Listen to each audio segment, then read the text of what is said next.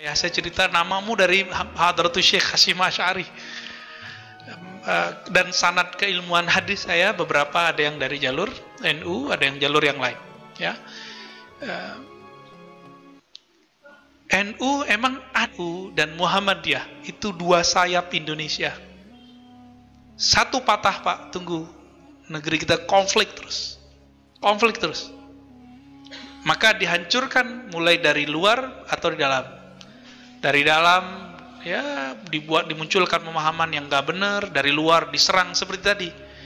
Masih ingat kemarin tahun-tahun lalu karena ada persoalan politik, kemudian orang NU diidentikan dengan Islam Nusantara, ya kan? Akhirnya orang benci sama NU Pak. NU Nusantara. Emang masalah Islam Nusantara? Tergantung definisinya. Jika definisinya Islam yang dibuat oleh orang Nusantara, yaitu bid'ah. Tapi kalau Islam di Nusantara, maka itu guru saya Kiai Ali Mustafa Yakub juga nggak masalahin. Tergantung definisi. Kita tanya ke orang NU, definisi ente apa? Ternyata Islam Nusantara itu definisi pembuat istilah itu, Kiai Ma'ruf Amin, ya. Apa katanya? Islam Nusantara menurut kami, menurut beliau, itu Islam yang berakidah Ahlussunnah Asy'ariyah, bermazhab fikih yang 4, lalu bertasawuf. Loh, sama kayak Al-Azhar dong. Namanya beda gitu. Tapi karena agenda politik yang menghancurkan NU dari luar dari dalam, banyak wali-wali yang mastur di Banten, di Cirebon, di Betawi, banyak Pak, dan mereka mendoakan NU, Nahdlatul Ulama, ya. Apakah yang lebih dahulu, manakah yang lebih dahulu untuk mencapai ma'rifat sufi itu? Apakah riyadhah dulu atau apa tadi? Riyadhah atau ma'rifat gitu ya? Ya. Kita dibandingkan umat terdahulu umurnya pendek atau panjang? Pendek. Umat terdahulu ada yang ibadah 500 tahun, itu masuk surga kata Allah dengan rahmatku. Dia merasa dengan amalku. Ditolak oleh Allah. Mau dimasukin ke neraka, dia minta-minta, ya Allah, ya udah masukin saya dengan rahmat. Ada orang gak punya amalan, maksiat semua, jadi lembaran hisapnya itu maksiat semua.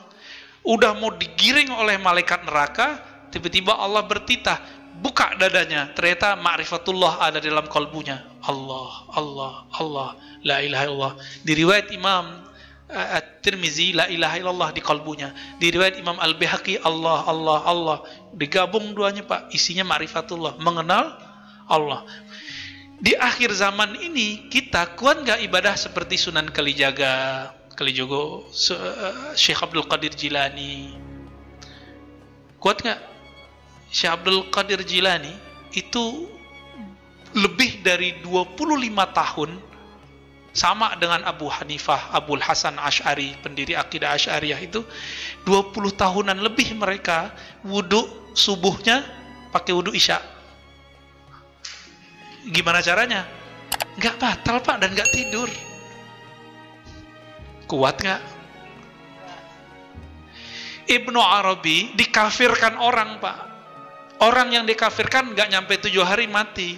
Datang dia ke sana, dia takziah, dia bacakan la ilaha illallah 70.000 kali, dia hadiahkan untuk orang yang mengkafirkan dia. Sanggup nggak? Kita disentil dikit marah-marah, ya. Bener nggak? Kita kritik imamnya, dia marah-marah, gak sanggup kita. Maka di akhir zaman ini dibaliklah, ada ijtihad baru.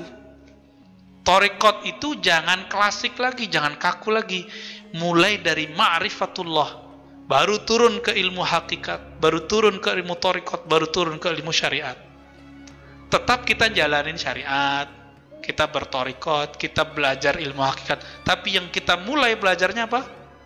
Ma'rifatullah. Kenali dulu yang disembah, baru sembah dia.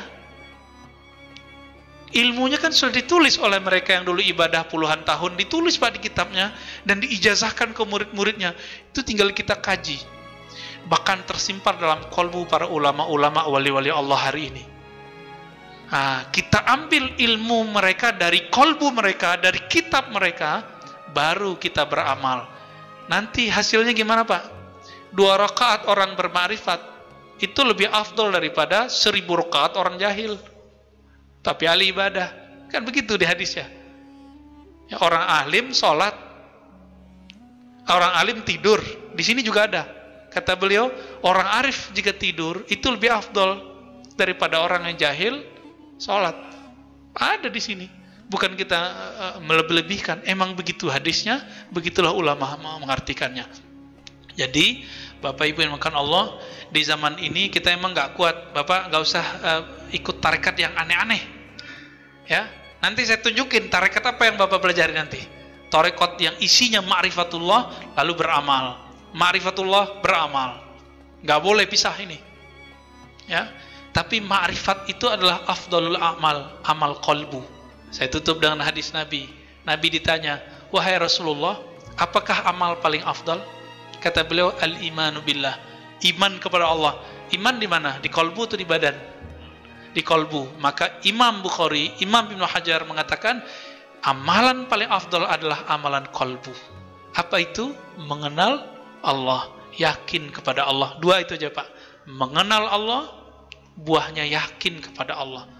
Nah, kalau Ibnu Qayyim dia balik, zikir itu bahtera mengantarkan orang kepada ma'rifat. Nah, ini tarekat orang lama. Mereka ibadah bertahun-tahun supaya nambah ma'rifat. Sekarang dibalik Pak, dirukhsah oleh ulama-ulama akhir zaman yang mereka telah mewarisi ilmu-ilmu. Kan kita ini kayak apa ya? Hulu muara. Ini sekarang udah di muara Pak. Saringannya ada sama kita. Tinggal kita saring, ambil mana yang sesuai dengan zaman ini. Yang penting kita bisa mengenal Allah, bermakrifat kepada Allah, mengenal hakikat keyakinan sejati, bertarekat berjalan menuju Allah, dan mengamalkan syariat yang zahir dari Rasulullah sallallahu alaihi wasallam. Itulah kesimpulannya. Loh, ada tambahannya Pak? Yaudah, gak apa-apa Pak. Mohon maaf Ustaz, tadi dikatakan kan ada sholatlah kamu dengan bermarifat. Yang dimaksud dalam bermarifat dalam sholat ini, apakah bacaannya kita harus mengerti, atau juga gerakannya ada yang tersirat maupun tersurat? Ini bagaimana Ustaz? Tolong dijelaskan. Terima kasih. Baik. Sholatlah kamu dengan bermarifat, begitu kata orang ya. Kalau kata Nabi nggak begitu Pak. Sallu kama ra'aitumuni usolli. Sholatlah kamu seperti kamu melihat aku sholat. Kata Imam Nawawi, nggak sanggup kamu sholat seperti Nabi sholat. Maka Nabi ngomong, sesebatas yang kamu lihat deh gitu. Kita ngelihat Nabi sholat nggak? Enggak, yang kita lihat siapa? Guru kita sholat. Bapak ngelihat fisiknya apa kolbunya? Baru fisiknya, karena belum punya ilmu kolbu. Ya, nah, besok kan mulai trial tuh belajar ilmu zikir sama Ustaz Rusdi. Nah, nanti saya beri juga beberapa.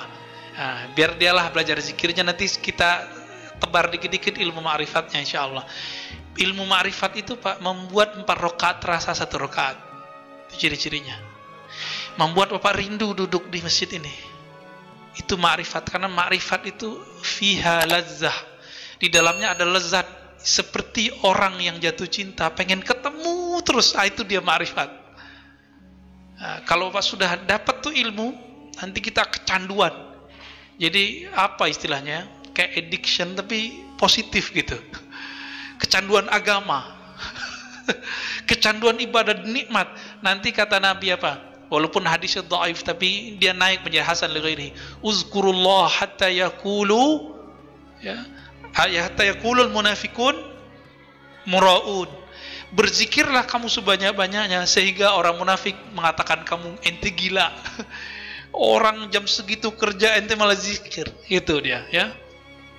Ya coba aja sendiri Pak. Kita makanya lebih afdol ngaji. Bapak kalau ngaji ba'da subuh tahu-tahu udah syuruk. Ya kan?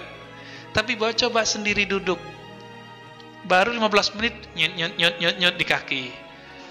Tapi aneh, kok kalau ngaji nggak kesemutan Pak kakinya? Benar nggak? Karena kita nggak sadar gerak begitu aja. Asik di kepala menerima, di kolbu itu dia menyerap, di ruhani dia girang. Karena dia mendekat kepada sang kekasih hakiki. Saya kalau membahas itu bisa mewek-mewek Pak, nanti aja. Ya, semoga Allah nanti membimbing kita, bahkan mulai dari malam ini, ya, untuk mencapai pengenalan yang hakiki kepadanya. Amin ya rabbal alamin. Dan kita meninggal menjadi orang yang benar-benar mengenalnya. Itulah makna dari haqqa tuqatih. Engkau benar-benar mengenal Allah subhanahu wa ta'ala. Subhanakallahumma wa bihamdika asyhadu an la ilaha illa anta astaghfiruka wa atubu ilaik. Wa sallallahu ala sayyidina Muhammad walhamdulillahi rabbil alamin.